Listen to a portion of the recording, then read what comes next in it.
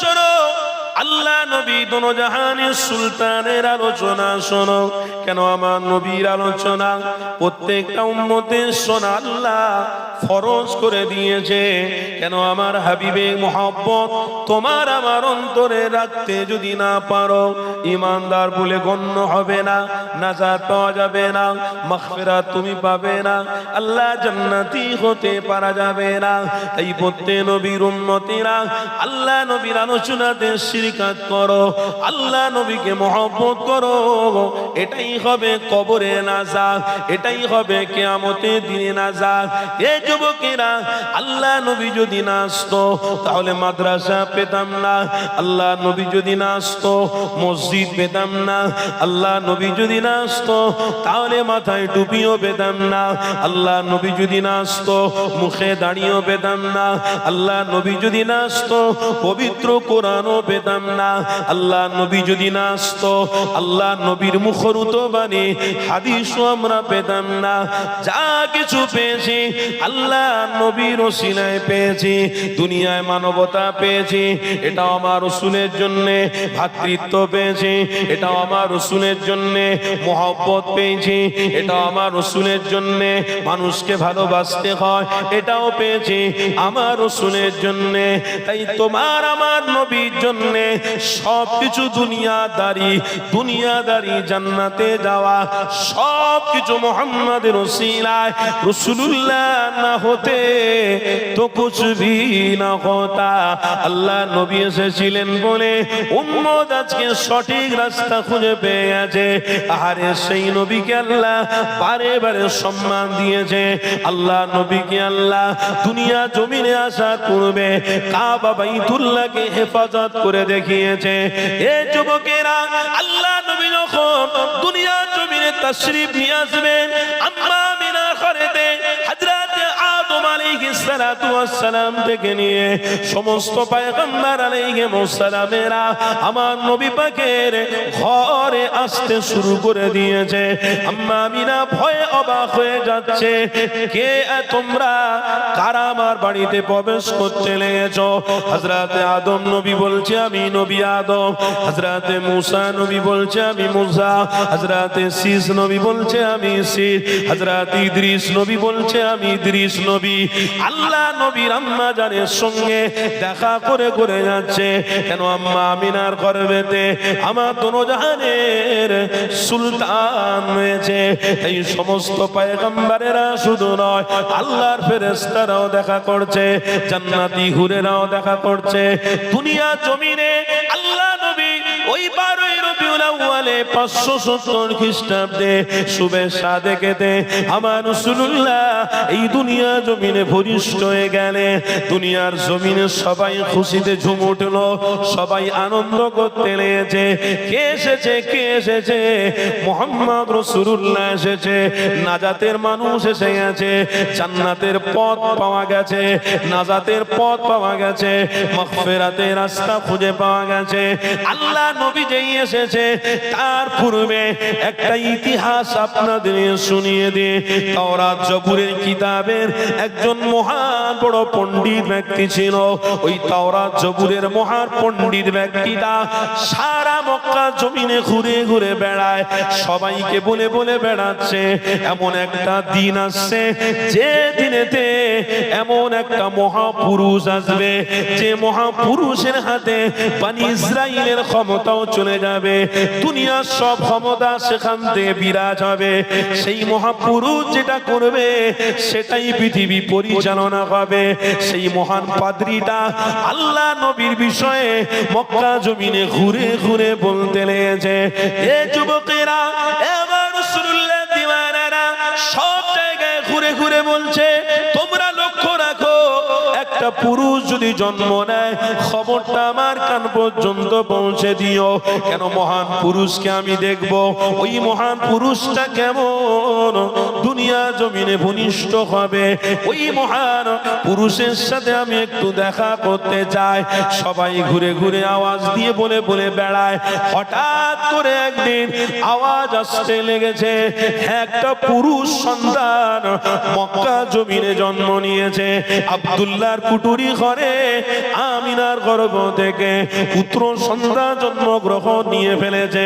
ওই মহান পাদ্রীটা খবর পেয়ে গিয়ে সেই আমিনার ছোট্ট ঘরের সামনে অগ্রসর হতে লাগলো, আগিয়ে যেতে লাগলো। এ যুবকেরা, যে আমার রাসূলুল্লাহর নয় সে কোনোদিন আমার নবী দিদার পেতে পারে না। ওই পাদ্রীটা ইহুদিদের পাদ্রী ছিল। ওই পাদ্রীটা আল্লাহ নবীর সুসংবাদ শোনার পরেতে আল্লাহ নবীর কুটুরি ঘরের সামনে যেতে লাগলো। কিন্তু হঠাৎ করে দেখা যায় ফেরেশতাদের আনাগোনাতে ওই আমিনার ঘরটাতে আলোয় আলোয় উজ্জ্বলে পুরো ঘর ভরপুর হয়ে রয়েছে। ওই বেদিনের আর দেখা হলো না। কাছাকাছি যাওয়ার সাথে সাথে ওই পাদ্রীটা বেহুশ হয়ে পড়ে গিয়েছিল। কেন আমার রাসূলকে দেখা সম্ভব নয়। আল্লাহ নবীকে কোনো মুনাফিক দেখতে পারে না, আল্লাহ নবীকে কোনো মাজলুম দেখবে না। আল্লাহ নবীকে যারা জালেম অত্যাচারিত, যারা অত্যাচার মানুষের সাথে লাগায়, তারা কোনোদিন আবার রাসূলের চেহারা মোবারক দেখতে পারবে না। যারা মুশরিক মুনাফিক কাফের, তারা আমার রাসূলুল্লাহর চেহারা দেখবে না। রাসূলের চেহারা তারা একমাত্র দেখতে পারবে যারা আল্লাহ নবীকে অন্তরে রেখেছে। তারা নিয়ত করবে, ও রব্বি আল্লাহ, আপনার হাবিবের দিদার আমাদের দেন, আপনার হাবিবের দিদার আমরা পেতে চাই। এই মনে যদি আশা থাকে, ইনশাআল্লাহ মদিনার জমিনে ওই গোলামকে আল্লাহ হাজির করিয়ে দিয়ে জান্নাতে নামাজ পড়িয়ে আল্লাহ নবীর সামনে দিদারের ব্যবস্থা করে দেবে। আরো জোরে বলুন। এত সহজ যে সে মনে করবে আমি রাসূলের দিদার অর্জন করব, দিদার পাবো, হয়ে যাবে। কোনদিন মুশরিকরা দিদার পেতে পারে না, কোনদিন মুনাফিকরা দিদার পেতে পারে না, কোনদিন জালিমরা দিদার পেতে পারে না। কেন? যে মানুষ মানুষকে সম্মান করে না, মানুষ মানুষকে শ্রদ্ধার চোখে দেখে না, সম্মানের চোখে দেখে না, ভালোবাসার চোখে দেখে না, সে কোনোদিন দিদার পায় না। আর যে সম্মানের চোখে দেখে সে প্রকৃত রাসূলের অনুসারী দাবি করতে পারে। বলুন সুবহান। আপনি করতে পারেন, আমি করতে পারি, যারা বসে আছেন তারা করতে পারেন। কেন? আমরা সেই রাসূলের অনুসারী যে রাসূলুল্লাহর আখলাক, চরিত্র, ভালোবাসা, প্রেম মুমিনের মধ্যে আছে, মুত্তাকির মধ্যে আছে। সেই মুমিন হলেন আমি, সেই মুমিন হলাম আপনি, সেই মুমিন হলেন তিনি, সেই মুমিন হলো আর অন্য কেউ। কেন? এক কথায় মুমিনদেরকে বোঝা যায়, চেনা যায়। যারা রাস্তায় চলে তাদের মনোভাব হিংস্র প্রাণীর মতো, জন্তুর মতো হয় না। এক মানুষ আর এক মানুষকে দেখলে শ্রদ্ধা করে, সম্মান করে। মুমিন মুমিনকে দেখলে সালাম দেয়। বলুন সুবহান। আজও এইরকম সম্পূর্ণ মানুষ আছে না নেই? আজও এইরকম মন মানসিকতার মানুষ আছেন না নেই? রাস্তায় কোনো মুমিনকে দেখতে পেলে সালাম দেয়। কোন মুমিন যদিও না দেখা হয়, মানুষ মানুষকে দেখলে শ্রদ্ধার চোখে দেখে, মানুষ মানুষের সঙ্গে সৎ ব্যবহার করে, মানুষ মানুষের সাথে মিষ্টি ভাষায় কথাবার্তা বলে। এই রকম সমাজে মানুষ আছে না নেই? আজ এই সমাজে ওই রকম মিষ্টি ভাষী মানুষ আছে বলে আজ মানুষ মানুষের সাথে ভালো ব্যবহারটা টিকে আছে। না হলে ভালো ব্যবহার টিকে থাকবে না, হিংস্র প্রাণীর মতো হয়ে যাবে। মানুষ মানুষকে প্রকাশ্যে শেষ করবে, ভাই ভাইকে মার্ডার করবে, জায়গার জন্য, জমির জন্য, অর্থের জন্য, দোকানের জন্য, সামান্য টাকা পয়সার জন্য মানুষ মানুষকে হত্যা করে দেবে, ভাই ভাইকে হত্যা করে দেবে, স্বামী তার স্ত্রীকে হত্যা করে দেবে, স্ত্রী তার স্বামীকে হত্যা করে দেবে। মানুষের মনুষ্যত্ব হারিয়ে যাবে। কেন হারাবে? যেদিনে তোমার রাসূল থেকে তুমি দূরে সরে যাবে, মনুষ্যত্ব হারিয়ে যাবে। মুস্তাফার সাথে যদি কানেক্ট থাকে, সম্পর্ক থাকে, ইনশাআল্লাহ আল্লাহ তোমার মধ্যে ইলম রাখবে, আর ওই ইলমই তোমাকে সৎ ব্যবহার পর্যন্ত পৌঁছে দেবে। শুধু মুখে বললে হয় না নবীকে ভালোবাসি। যদি ভালোবাসা প্রত্যেকটা মুমিনের মধ্যে থাকে তো অবশ্যই প্রত্যেকটা মুমিনের রাস্তায়, গ্রামে, বাড়িতে, মসজিদে, মাদ্রাসায়, খানকায়, সব জায়গায় পরিচয় বোঝা যাবে যে প্রকৃত পক্ষে মুমিন, প্রকৃত পক্ষে ইমানদার, প্রকৃত পক্ষে সুমিষ্টিভাষী, প্রকৃত পক্ষে ভালোবাসার মানুষ। এটাই হলো মুমিনের আলামত। কিন্তু আজকে দেখছি মুমিন নামে ভণ্ডম হচ্ছে, ইমানদার নামে ভণ্ডম হচ্ছে। শুধু মুখে বলি রসুলকে ভালোবাসি, ইমানদার, কিন্তু তার কাজকর্মতে, ব্যবহারেতে বোঝা যাচ্ছে ইমানদার নয়। উনি শুধু মুখে বলে বেড়াচ্ছে, এক শিয়াল ডাকলে সব শিয়াল কু করে ওঠে, সবাই যখন বলে তাই আমি বলি। এই রকম মনোভিত্তি আমার আপনার মধ্যে রাখা যাবে না। কেন? প্রত্যেকটা মুমিনের মধ্যে জান খুলে দাবি করতে হবে আমি রসুলের উম্মত। জোরে বলুন সুবহানাল্লাহ। অন্তর খুলে দাবি করা এটা মুমিনের আলামত। একদিকে নিজের স্টাইল চালাবো, আর একদিকে নিজের মতো নিজে চলবো না। আমার রসুলের কালচার, না আমার রসুলের সিস্টেম, না আমার রসুলের মহব্বত আমার মধ্যে থাকবে। আমি নিজে নিজের মতো চলবো, নিজে নিজের স্টাইলে চলবো, ওটা আমার ব্যক্তিগত ব্যাপার। আরে মিয়া, আপনার ব্যক্তিগত ব্যাপার বলে পৃথিবীতে কিছু নেই। ব্যক্তিগত বলে পৃথিবীতে যদি কারোর কিছু থাকতো তাহলে সর্বপ্রথমে ফেরাউনের থাকতো, হামানের থাকতো, সাদ্দাদের থাকতো। তাহলে আমার রসুলের বিরোধীকারী আবু জাহালের থাকতো, উতবার থাকতো, সাইবার থাকতো। ব্যক্তিগত যদি তারা দাবি করত, দাবি করেছিল, তারপরেও তাদের অস্তিত্ব হারিয়ে গেছে। এখান থেকে আপনাদেরকে শিক্ষা অর্জন করতে হবে, ব্যক্তিগত বলে পৃথিবীতে কারোর কিছু নেই। যা কিছু আছে সব মালিক আল্লাহর আছে। আর আল্লাহর প্রজা কারা? আল্লাহর প্রজা আমি, আল্লাহর প্রজা আপনি, আল্লাহর গোলাম আপনি। আপনি প্রজা, আপনি গোলাম। গোলামের মতো থাকুন, মালিক মালিকের কাজ করবে। আপনি গোলাম হয়ে যদি মালিকের সঙ্গে টক্করে লাগেন, মালিকের সাথে তর্ক করেন, তাহলে আপনার অচিরে ব্যবস্থা পৃথিবীতে শুরু হবে না। অনেক পরিস্থিতির সম্মুখীন হতে হবে আপনাকে।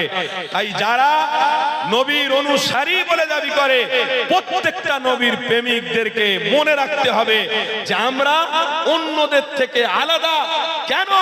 এই জন্য আমাদের মালিক হলেন আল্লাহ, আমরা হলাম তার গোলাম। জোরে বলুন সুবহানাল্লাহ। আল্লাহ কোরআনে স্পষ্ট ভাষায়, সূরা আহজাব স্পষ্ট ভাষায় আল্লাহ জানিয়েছে, হাবিব বলে দেন আপনাকে আমি আমার বান্দাদেরকে গোলামত্বর রাস্তাটাকে প্রতিষ্ঠিত করার জন্য পাঠিয়েছি। তারা যেন রাজা না হতে দেখে, রাজা না হওয়ার স্বপ্ন দেখে। কি বলছেন আল্লাহ?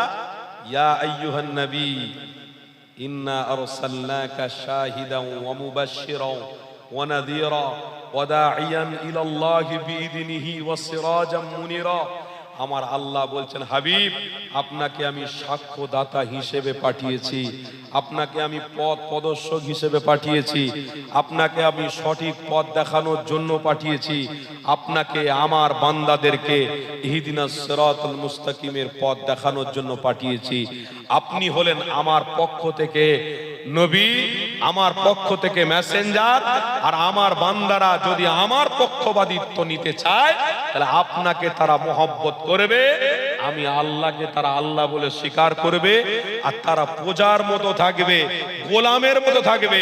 আমি আল্লাহ তাদেরকে ইন্নাকা লাআলা খুলুকিন আযীম, রাসূলের ওসিলা দিয়ে আমি আল্লাহ জান্নাতের উচ্চ মাকাম নসিব করে দেব। তাহলে আমরা প্রজা হয়ে, আমরা গোলাম হয়ে লাফালাফি করছি কেন? হ্যাঁ, গরম, খবরদার বেশি গরম ভালো নয়, ঠান্ডা হওয়ার চেষ্টা করুন। কেন? মালিক আল্লাহ আর আমরা তার গোলাম। আমরা গোলাম হয়ে মালিকের সাথে টক্কর দেব, এটা কোনোদিন মেনে নিতে পারবো না। এটা আমরা সমাজে মেনে নিতে পারবো না, মেনে নেওয়া যায় না। তাই আপনি প্রজার মতো থাকুন, গোলাম গোলামের মতো থাকুন। মালিক মালিকের জায়গা আছে, মালিক যেটা প্রয়োজন করবে সেটা বান্দাদেরকে দিয়েছে। প্রয়োজনের কি অভাব রেখেছে? মালিক যেটা প্রয়োজন ছিল সেটা বান্দাকে উজাড় করে দিয়েছে। দুনিয়ার জমিনে কোন জিনিসের কমতি আল্লাহ প্রজাদেরকে রাখেনে, গোলামদেরকে রাখেনে। সবাই একই ভাবে সমানভাবে ভাগ পাচ্ছে। দুনিয়ায় পৃথিবীতে সমানভাবে সবাই ভাগ পাচ্ছে, কেউ ভাগ থেকে বঞ্চিত হয়নি। কিন্তু এই সমাজে, এই পৃথিবীতে কেউ আল্লাহর ভাগ নিয়ে আল্লাহর সাথে দুশ্মনী করছে। এটা নবীর উম্মত হয়ে, গোলাম হয়ে কোনোদিন মেনে নিতে পারবো না। রাসূলের অনুসারী হয়ে কোনোদিন মেনে নিতে পারবো না। কেন? আমরা আলাদা এই জন্যে, কেন আল্লাহর রাসূলের অনুসারী আমরা। আমাদের চলা, আমাদের কথাবার্তা, আমাদের ডিজাইন, আমাদের নামাজ, আমাদের কোরআন পড়া, আমাদের আল্লাহর দাসত্ব করার পরিপূর্ণ সিস্টেমটাই মুহাম্মদ রাসূলের দেখানো। জোরে বলুন সুবহানাল্লাহ।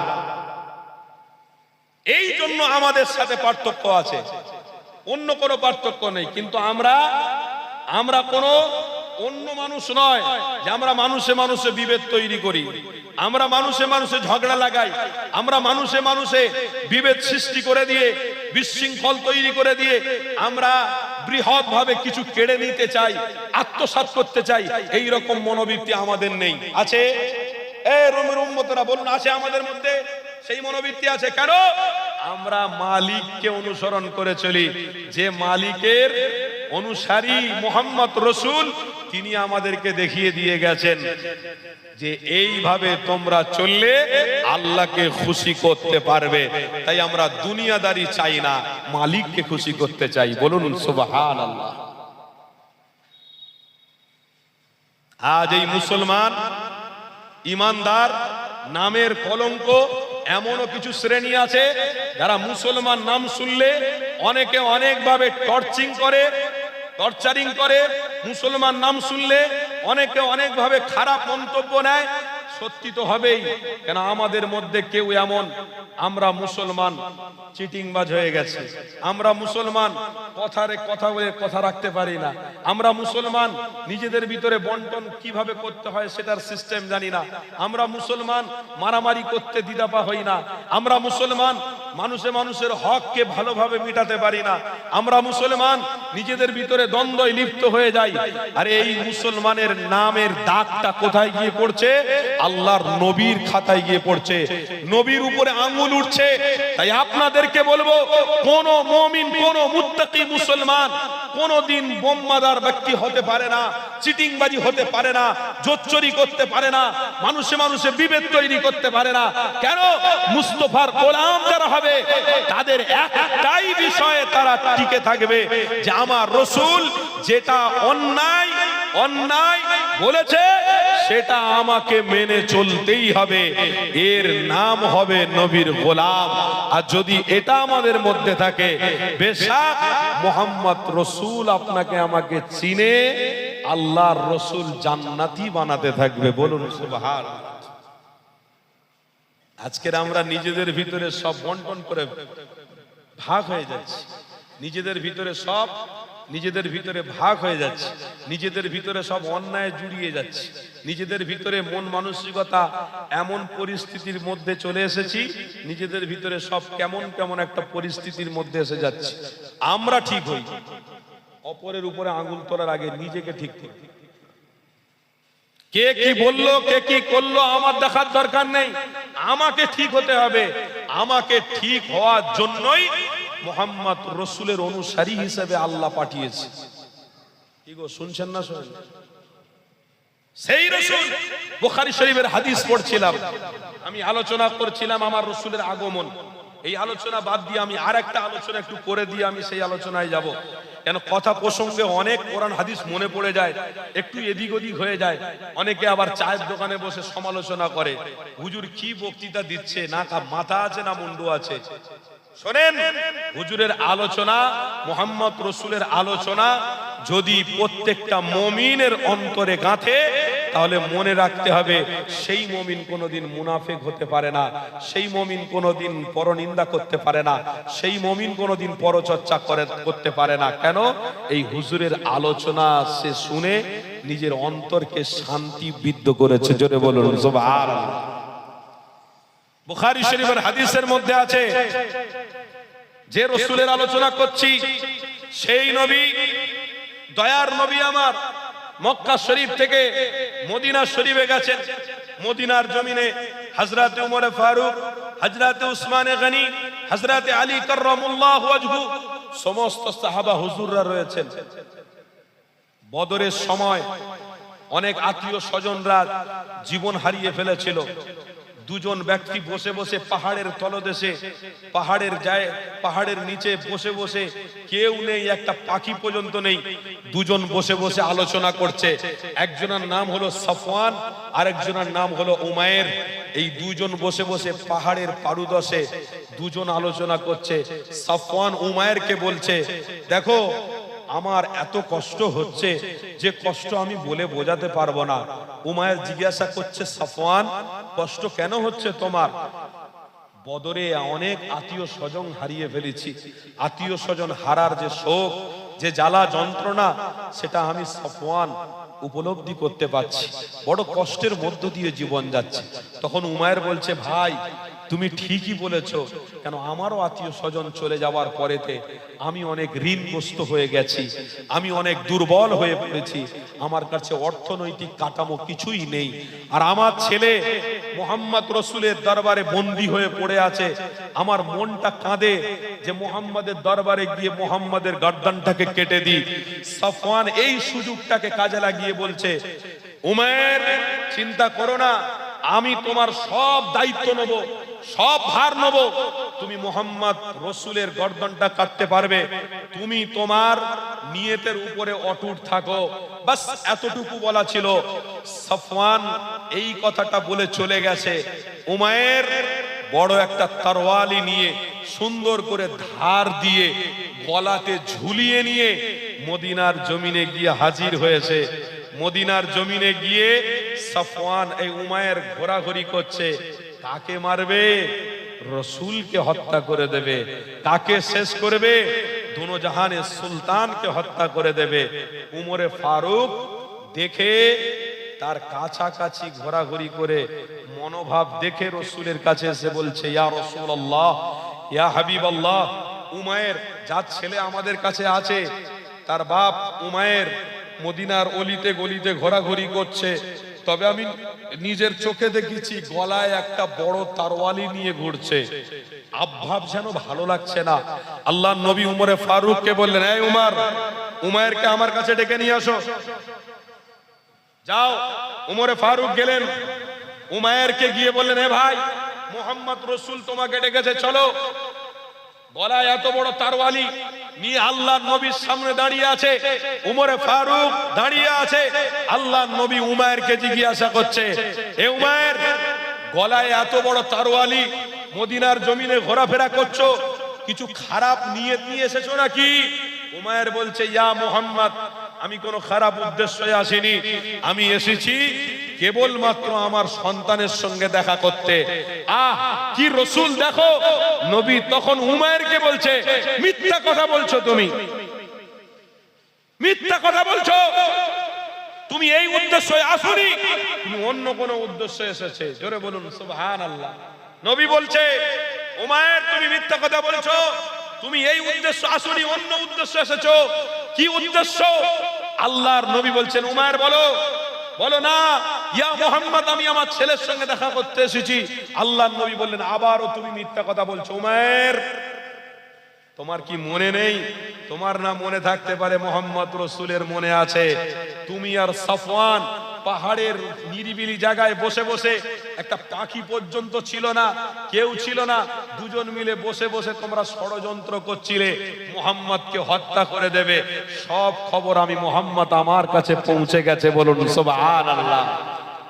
এ নবী থেকে কি করে দূরে সরা যায়? এ রাসূল থেকে কি করে ভুলে থাকা যায়? যে রাসূলের কাছে খবর যাচ্ছে উমায়ের আর সাফওয়ান আলোচনা করছে নবীকে হত্যা করবে। নবীর উম্মত যদি আজকের নবীর আগমন দিবসে দরুদ শরীফ পড়ে, তাহলে এই দরুদের নজরানা আমার নবীর দরবারে যাবে না যাবে না? খবরটা থাকবে না থাকবে না? বেশক থাকবে। কারা রাসূলের প্রকৃত উম্মত ছিল, অবশ্যই তাদের খবর আমার নবীর কাছে পৌঁছাচ্ছে। কতটা দরদ ছিল, কতটা প্রেম ছিল আল্লাহর বান্দা রাসূলের উম্মতের মধ্যে, সে খবরও আমার নবীর দরবারে পৌঁছে যাচ্ছে। উমায়েরকে বলছে, আল্লাহর নবী তুমি এই এই আলোচনা করেছো মুহাম্মদকে হত্যা করার জন্য। উমায়ের শুনে অবাক। উমায়ের তখন বলছে, ইয়া মুহাম্মদ, আমি আপনাকে ভুল ভেবেছি, আমি আপনাকে চিনতে পারিনি। আপনি যে মহান পুরুষ, আপনি যে মহান ব্যক্তি, আজকের আমি উমায়ের স্বীকার করলাম। ইয়া মুহাম্মদ, আল্লাহর নবীর হাতে হাত দিয়ে কদম জড়িয়ে ধরে ঈমান এনে আল্লাহর নবীর অনুসারী হয়ে গেছিলেন। বলুন সুবহানাল্লাহ। এই জন্য আমাদেরকে মনে রাখতে হবে, যারা রসুল চিনেছে তারা কোনোদিন মুনাফিকি করবে না, যারা রসুল চিনেছে তারা কোনোদিন হত্যা করবে না, যারা রসুল চিনেছে তারা কোনোদিন ভাই ভাইয়ের হককে কেড়ে নেবে না, যারা রসুল চিনেছে তারা কোনোদিন জমি জায়গা নিয়ে লড়াই করবে না। কেন?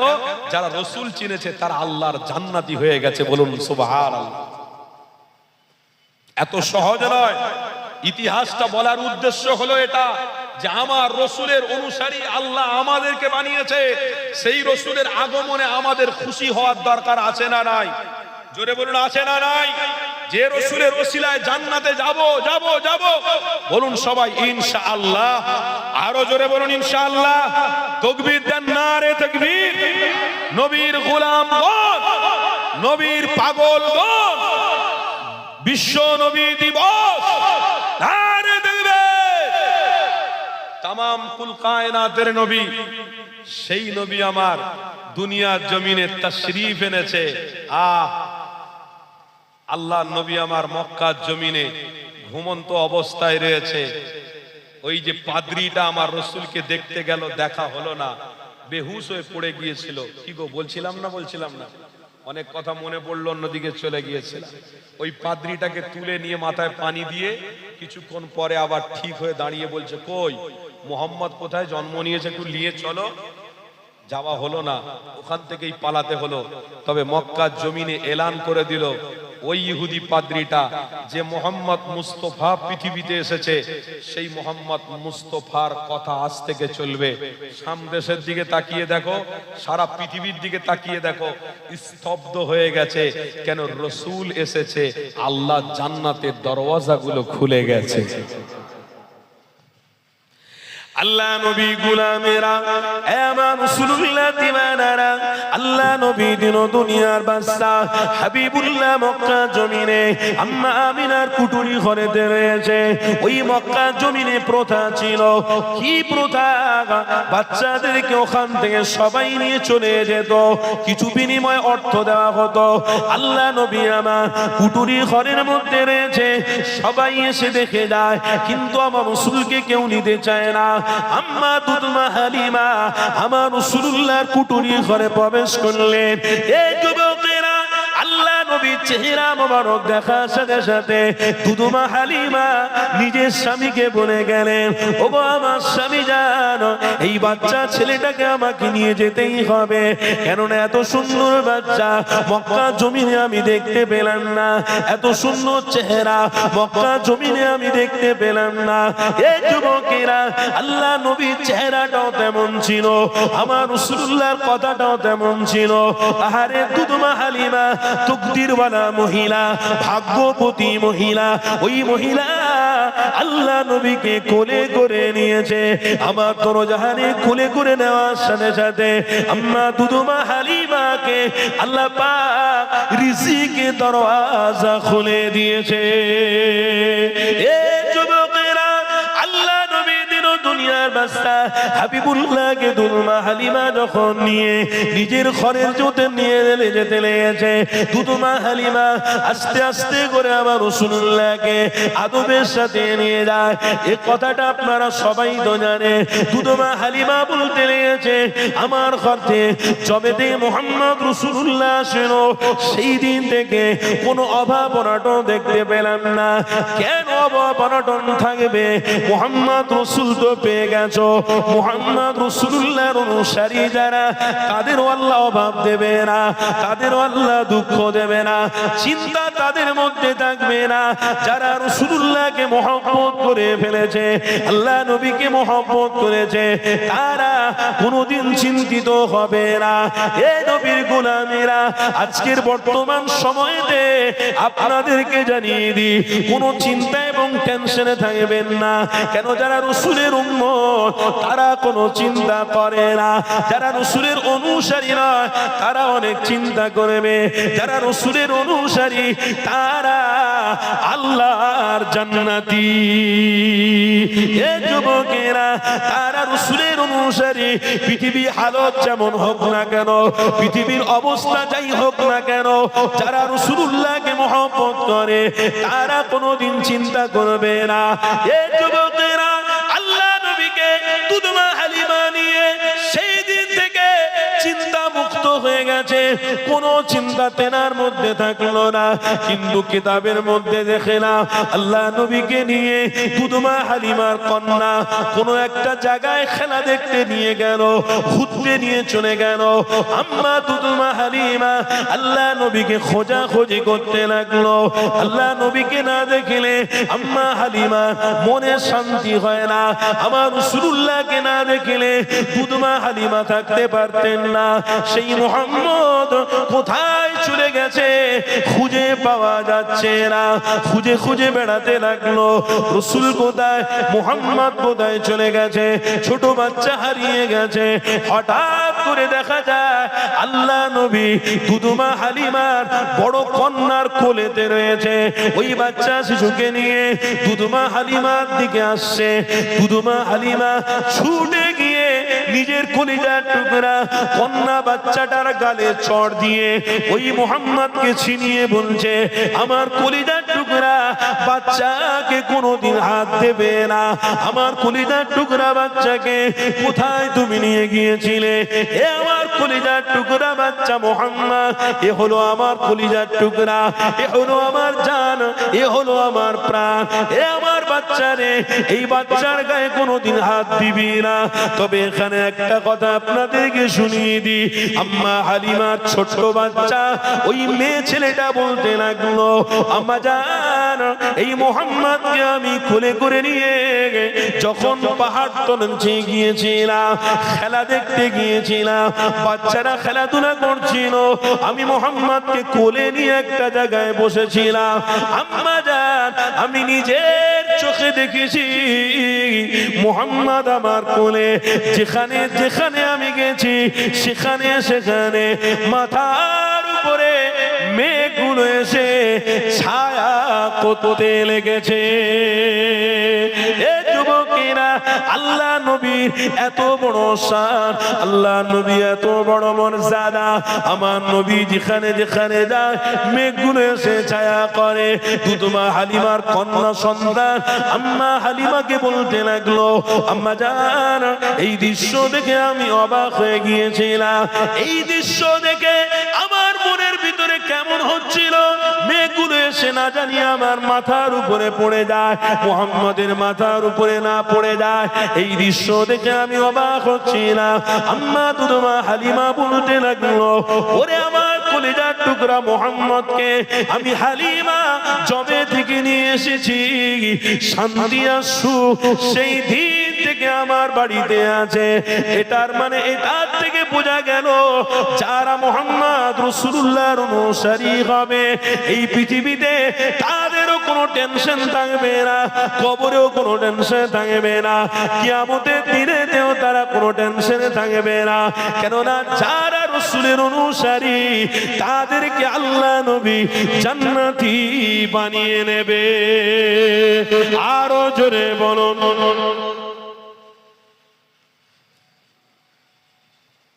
আপনাদের অসুবিধা হচ্ছে, টেনশনে আছেন, কারা টেনশনে আছে?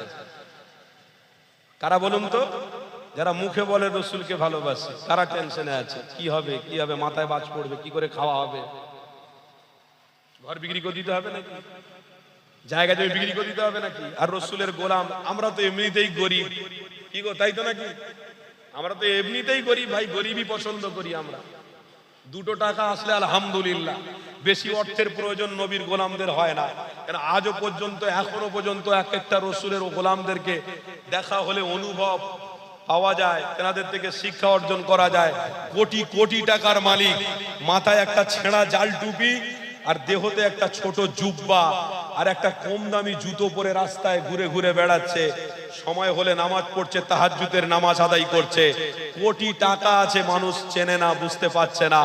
তার মধ্যে এমন রসুলের প্রেম এসে গেছে, অর্থের প্রয়োজন তেনার হয় না, আল্লাহর রসুলই তার জন্য যথেষ্ট আছে। জোরে বলুন সুবহানাল্লাহ। এরকমও মানুষ পৃথিবীতে আছে, তাহাজ্জুদের নামাজ পড়ছে, অবশিষ্ট যখন মানুষের ঘুম পাচ্ছে, একটা জায়গায় ছেঁড়া কম্বল বিছিয়ে দিয়ে ঘুমানোর সময়টুকু বাদ দিয়ে ইবাদত বন্দেগীতে কাটিয়ে দিচ্ছে। কোনো টেনশন নেই, অনায়াসে দিন কাটছে। কে কি করলো, জায়গা জমি কোথায় বিলিয়ে যাবে, না ঘর বাড়ি কোথায় চলে যাবে, না কোথায় কি হবে, কোনো খেয়াল নেই। শুধু একটাই খেয়াল, হাম মোহাম্মদ কে হ্যাঁ, हम मोहम्मद के हैं तो फिर हम रसूल के होने के नाते बेशक हमारे ईमान के साथ हम जन्नत में जाने वाले हैं। बोलुन सुभान अल्लाह।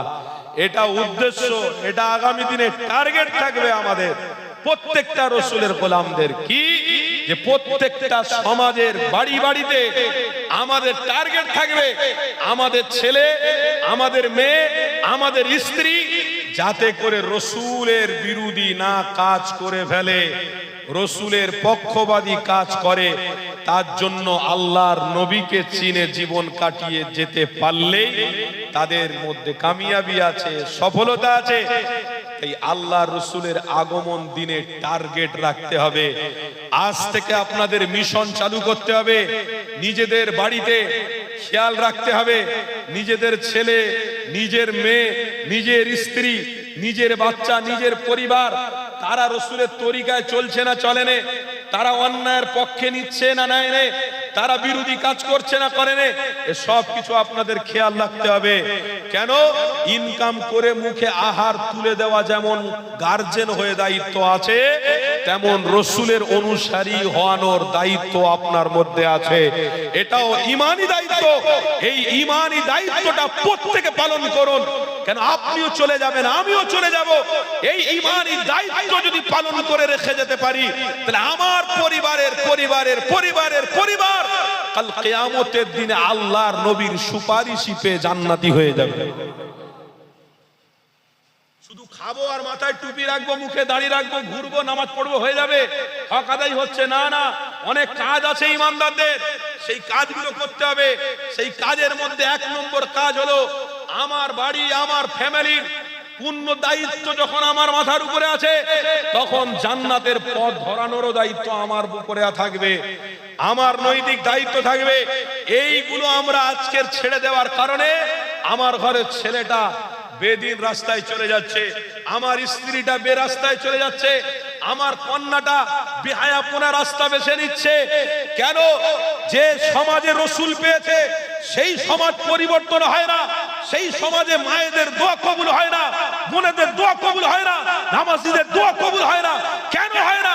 একটাই কারণ, যে রাসূলুল্লাহকে মুহাব্বত করে চিটিংবাজি করা আমাদের অভ্যস্ত, দুনিয়াদারি করা অভ্যস্ত হয়ে যাওয়ার কারণে দোয়া নামাজ কিছুই কবুল হচ্ছে না। তাই চিটিংবাজি আমার আপনার মধ্যে থাকা উচিত নয়।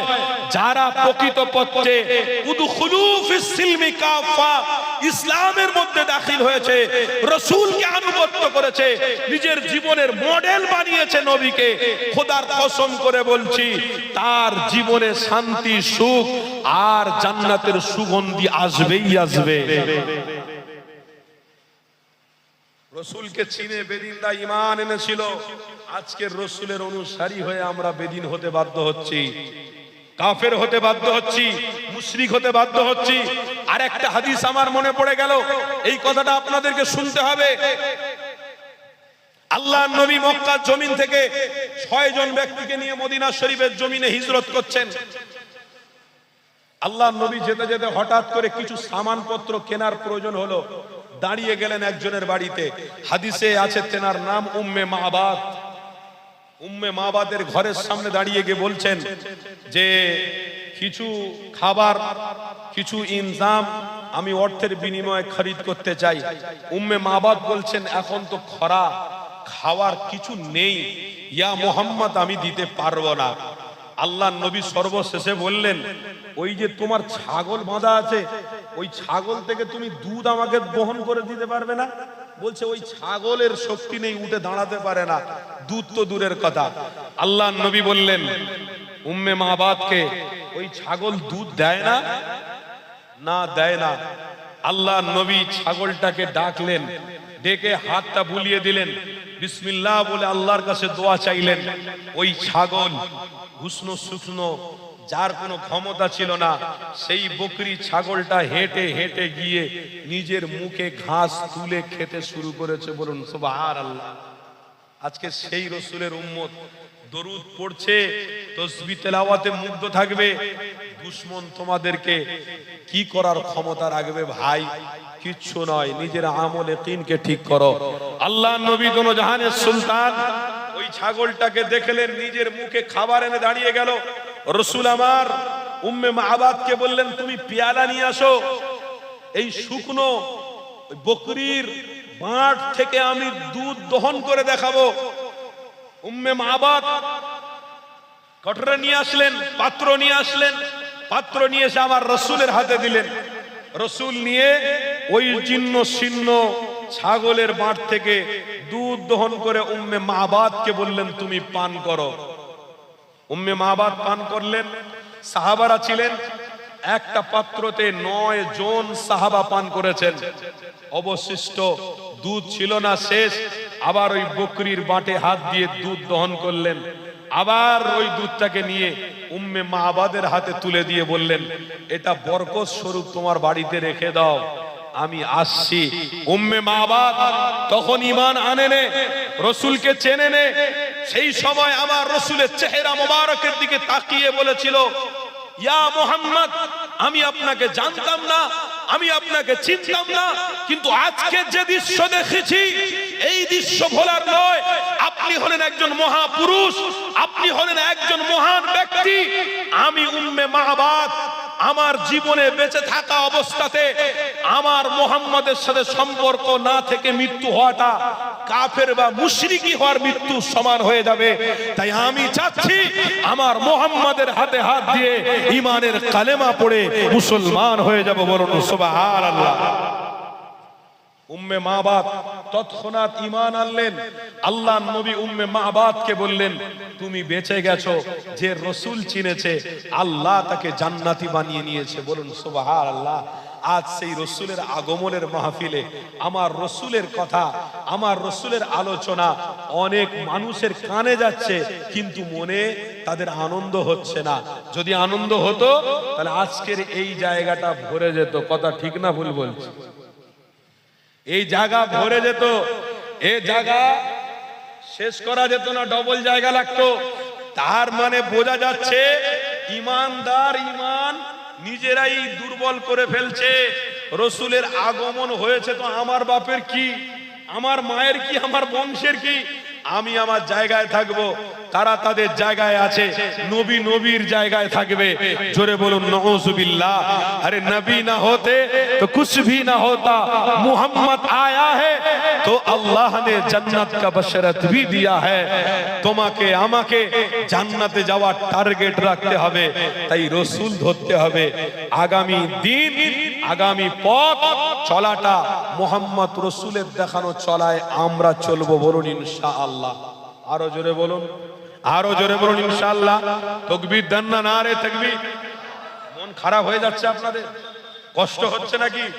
ইনশাআল্লাহ আজকের বড় দীঘার এই গ্রামবাসীরা বড় সৌভাগ্যবান। কেন শুধু আমাকে দাওয়াত করেনে, আমার পরে আরো ওলামা হাজরাতরা আছে, রাত 11টা পর্যন্ত চলবে।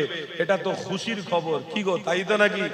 আমি দিনের বেলা আলোচনা করছি, আমার পরে আবার সন্ধ্যার পর থেকে ওলামা হাজরাতরা আসবে, রাতেও আলোচনা হবে। তাহলে দিনেও আলোচনা হলো, রাতেও আলোচনা হলো, হক আদায় হচ্ছে। বড় দীঘা গ্রামবাসী আমার বাপ ভাইদের কপাল অনেক বড়, তকদির অনেক বড় যে আল্লাহ সুযোগ দিয়েছে, সুযোগে আপনারা কাজ করেছেন। আগামী দিন ওই সুযোগের সাথে আমরা চলবো। এই সুযোগ নিয়ে আমরা আগামী দিন আল্লাহর রসুলের মহব্বতে জীবন কাটাবো। কেন আমাদের কাছে কোন হালাত আসুক না কেন, আমাদের গর্দানকে যদি কাটাতে হয় তাও भी আমরা রাজি আছি। আমাদের দেহটাকে যদি শহীদ করতে হয় তাও আমরা রাজি আছি। কিন্তু মুস্তাফা জানে রহমতকে কোনোদিন ছেড়ে দিতে রাজি হব না। বলুন ইনশাআল্লাহ, আরো জোরে বলুন ইনশাআল্লাহ। কিন্তু একটা জায়গায় আমি আপনাদেরকে বলে যাচ্ছি, সমস্ত ধর্ম পৃথিবীতে আছে, সমস্ত ধর্ম অবলম্বনকারী মানুষদেরকে শ্রদ্ধা করবেন, সম্মান করবেন। আজকের আমার যুবক ভাইদের মধ্যে এমনও যুবক রাস্তায় চলাফেরা করে যাদের দেখলে গাল দিতে ইচ্ছে হয়, যাদের দেখলে মানুষ হিংসা করে, যাদের দেখলে নবীর অনুসারী বলে পরিচয় পাওয়া যায় না। আমার বাপ ভাইদেরকে বলে যাব, যুবকরা এমন রসুলের গোলাম হও, এমন রসুলের দেখানো পথে চলো যে রাস্তায় তুমি চলবে আর কিছু কিছু মানুষ দেখে মনে করবে সত্যি একজন নবীর গোলাম হেঁটে যাচ্ছে। বলুন সুবহান। আমার বাপেরা, আমার বাপেরা, আমার ভাইরা, তাই আপনাদেরকে বলছি আলোচনার শেষ নেই, কিন্তু আমার শেষ আছে, আপনার শেষ আছে, তাই তো নাকি? আলোচনার শেষ নেই। কোন একজন কবি বলেছিল, আল্লামা ইকবাল রহমাতুল্লাহ আলাইহি, তিনি লাহোর থেকে চীন দেশে গিয়েছিলেন, চীন দেশে গিয়ে সেখান থেকে ফ্রান্সে গিয়েছিলেন, ফ্রান্সে গিয়ে সেখানে একটা জিনিস উপলব্ধি করেছিলেন, বড় বড় মাদ্রাসা মসজিদ গুলো সব পড়ে আছে কিন্তু আলেমে দ্বীন নেই, ছাত্ররা নেই। আল্লামা ইকবাল কিন্তু মাদ্রাসা বিরোধী ছিলেন। তিনি প্রথম বলেছিলেন যে মাদ্রাসা না করাই ভালো, মাদ্রাসায় কি হয়। আল্লামা ইকবাল মাদ্রাসা বিরোধী ছিলেন। তিনি যখন চীন দেশ থেকে ফ্রান্সে গেলেন, ফ্রান্সে মাদ্রাসার দৃশ্যগুলো দেখে চোখের পানি ফেলে লাহোরে এসে বলেছিলেন, লাহোরবাসী তোমরা বড় ভাগ্যবান, কেন কোরআনের সিলসিলা এখনো পর্যন্ত লাহোরে আছে। আল্লাহর কোরআন যতদিন থাকবে আল্লাহর রহমত সেখানে চলতে থাকবে। আপনাদেরকেও বলে যাচ্ছি, সব দিকে লক্ষ্য রাখুন, ইনশাআল্লাহ কামিয়াবি বা সফলতা হওয়া আমাদের জন্য সহজ হবে। এমন ভাবে তৈরি হন আমাদের দেখলে দুশ্মন পর্যন্ত ভাবতে বাধ্য হবে, আহারে বেচারা একজন রসুলের গোলাম যাচ্ছে, তার কথা কত মিষ্টি, তার আচরণ কত ভালো, তার ব্যবহার কত ভালো। এই রকম আমাদের সমাজকে আবার নতুন করে গঠন করতে হবে। সমাজ সুন্দর গঠন হবে পৃথিবীর কোন সায়েন্স দিয়ে নয়, সমাজ সুন্দর গঠন হবে মুহাম্মদ রসুলের চরিত্র দিয়ে। বলুন সুবহানাল্লাহ। এটা প্রমাণ হয়েছে, সায়েন্সরা নিজেরা বলেছে, গবেষক যারা গবেষণা করেছেন তারা নিজেরা বলেছেন, সমাজকে যদি পরিবর্তন করা যায়, মানুষকে মানুষ সত্যের মধ্যে যদি আনা যায়, তাহলে মুহাম্মদ রসুলকেই প্রয়োজন হবে। রসুলবিহীন সমাজ ভালো থাকবে না, রসুলবিহীন সমাজের নারীদেরকে আটকানো যাবে না, নারীরা বেহায়া হয়ে যাবে, নারীরা বেপর্দা হয়ে যাবে, নারীরা জিনার মধ্যে আবদ্ধ হয়ে যাবে, জিনার মধ্যে অতিবাহিত হয়ে যাবে, আবদ্ধ হয়ে যাবে। সবাইকে পরিবর্তন করা সম্ভব হবে একটা ওষুধ দিয়ে, সেই ওষুধটা হলো মুহাম্মদ রসুল। জোরে বলুন সুবহানাল্লাহ। তাই আপনারা আমরা আজকের আছি, আগামীতে থাকবো না। কথা আলোচনার শেষ নেই, কিন্তু মানুষের শেষ আছে। আল্লাহ যতটুকু আমাদের শোনাবে এর থেকে বেশি আমরা আল্লাহ তার রসুলের উপরে ঈমান নিয়ে বেঁচে থাকবো। বলুন ইনশাআল্লাহ, আরো জোরে বলুন না ইনশাআল্লাহ। দরুদ শরীফ আল্লাহুম্মা সাল্লি আলা